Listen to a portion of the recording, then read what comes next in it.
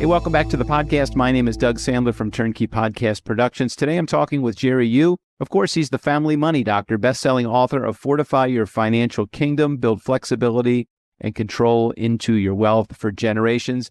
Jerry, we've got 4 episodes down. We're now on Chapter 5, Episode 5. Welcome back to the podcast. Hey, Doug. Glad to be back. Happy to have you back. All right, let's dive right in. I know our listening audience is eager to hear more about your book and these chapters as well. So today we're going to be talking about Chapter 5 called Locking in Your Retirement. Now, Jerry, how does one actually, it's not a physical lock, I know that. So how does actually one lock in retirement? Well, because a lot of time when I was talking to the client, they say, oh, my retirement's set, right? I have the equity of my house, I have my 401k, and I have my IRA.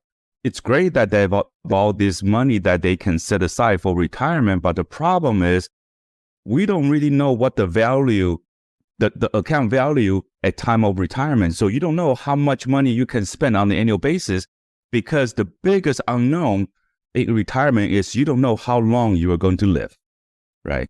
So if that's the biggest variable, how can we take that risk away on the table? So number one, we all have Social Security. Right? Most of the people that have Social Security. What's good about Social Security is it can provide a guaranteed income for life for as long as you live. So number one, we all have, most of us will have a Social Security. The major benefit of Social Security is it will provide a income guarantee for life. Doesn't matter you live to 87, 97, or 117 years old.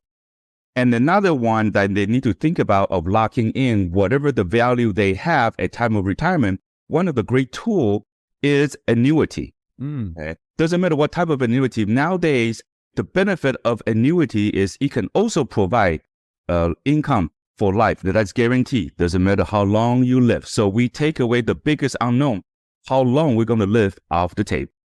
So you share some valuable information about that keyword, about annuities in this chapter, and I want our listening audience to go back and check out Chapter 5 if you haven't already heard it, if you're just listening to this podcast first, because you do cover some great information about annuities in this chapter. Maybe you can explain a little bit more about what annuities are and how they work.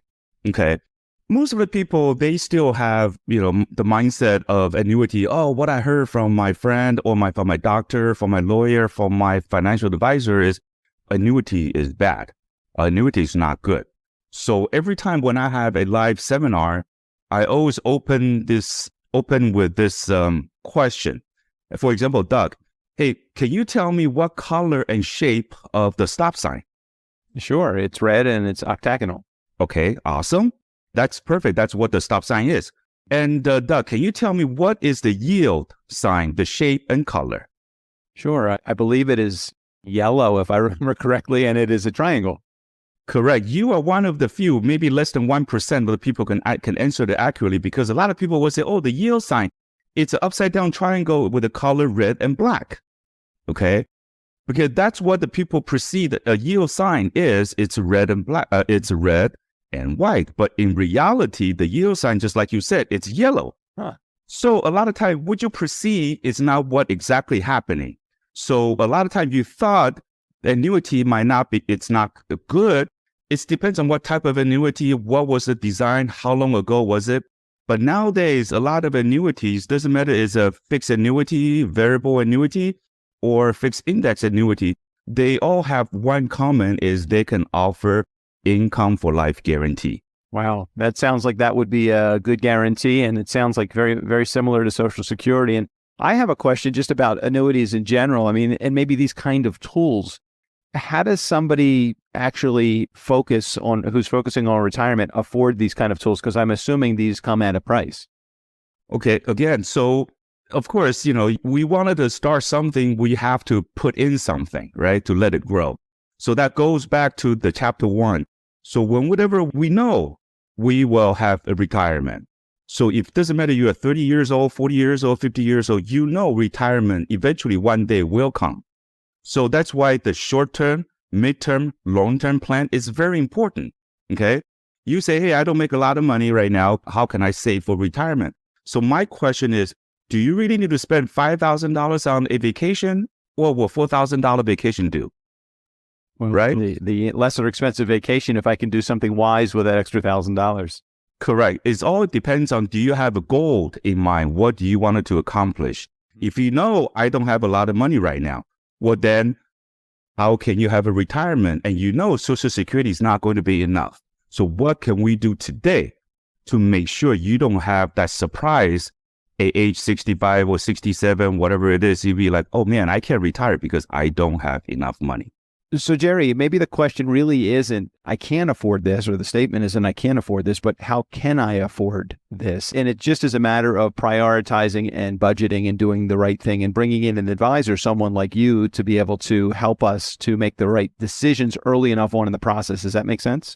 Exactly. You need to work with the financial professionals to try to map out your roadmap. How do you want to, what your next 30 or 50 years, how do you want it to look like? And how can we make sure it happens? Or if not, how can we allocate, using different strategies to make sure the probability of happening is really high?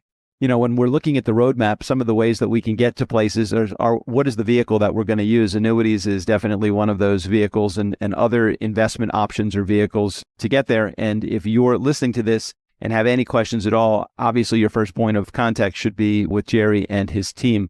Can we talk for a second about insurance that is available and what should one actually choose when it comes to insurance products? Because there is a whole host of life insurance products. There's variable, there's universal, there's term, and some of it, sometimes it gets really confusing. So can you maybe help clarify some of the insurance types that are available for us?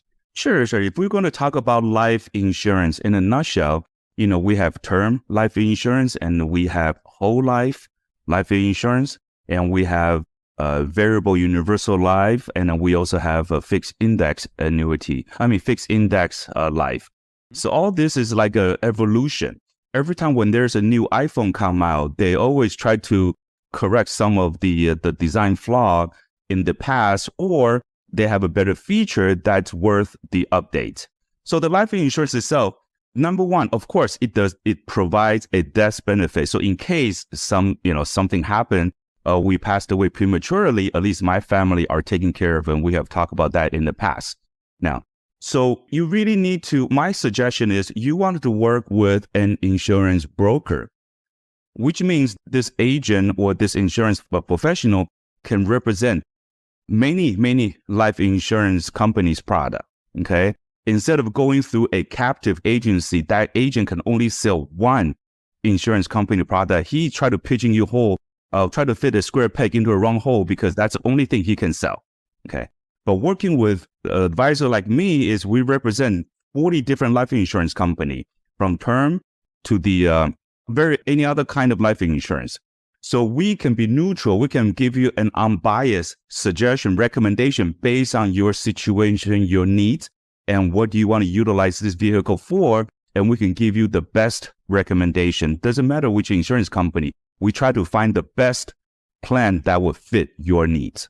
Well, and that's, again, very interesting because, which one fits best into your needs. And that's the exact question is, there is no one size fits all, it sounds like, when it comes to either annuities or life insurance. So what are some of the factors that we need to think about when it comes to which one of these products that we are actually going to choose to help us create an active part of retirement for us? Okay. So as you know, if there's a cash value or permanent life insurance, doesn't matter if it's whole life or variable universal life or index universal life, it all has cash value accumulation purposes. You can always use that money to supplement your retirement income tax free. That's the major benefit of life insurance. But as far as which plan is better for you, it depends on your investment history, your behavior, your risk tolerance. If you are very familiar with the stock market and you trade stock market on a regular basis, it may be variable universal life. It's good for you. If you say, hey, I wanted to guarantee this benefit, doesn't matter when I die, I wanted my family to receive this guaranteed money, and maybe whole life is good for you, right? So it really depends on what the client's past history and what they feel comfortable with, and that's where the recommendation comes in. Absolutely. And it comes down to, it sounds like, what's your tolerance for risk? What's your affordability? When's your retirement? There's a bunch of questions that are involved in that as well. And really the best advice that I can give as the host of this show and someone that has had a chance to get to know Jerry over the last 5 episodes or so is definitely you want to reach out to him and his team, and you guys can figure it out together what makes the most sense. Jerry, I so appreciate you sharing today. I know we're talking next chapter on chapter 6 about what to do with your 401k. And it will be an interesting conversation because I know a lot of people are not even comfortable or familiar with what to do with their 401k. So thanks for sharing your wisdom today on today's episode. Thank you, and looking forward to our next conversation. So for more information and to get a copy of Jerry's book, Fortify Your Financial Kingdom, Build Flexibility and Control into Your Wealth for Generations, just head over to rainfinancialservices.us or check the link in the show notes. Thanks again for tuning in today.